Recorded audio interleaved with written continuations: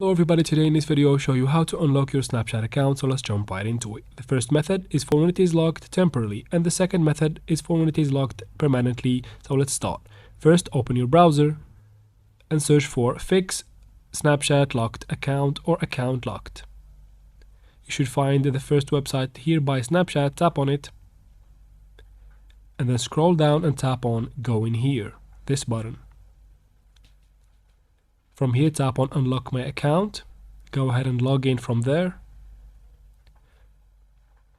and then tap on unlock right here and the account should be unlocked.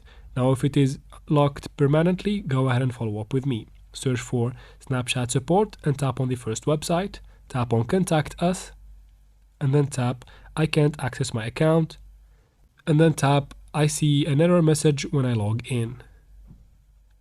You will get this page right here. Scroll down and tap on yes, and from here just fill in the information needed and then go ahead and scroll down. You'll find a place for description. Go ahead and describe your problem and they should solve the problem for you in a short period of time, and that's how we do it, guys. I hope this video was helpful. Please like and comment down below. Don't forget to subscribe for future videos like this one, and thank you very much for watching.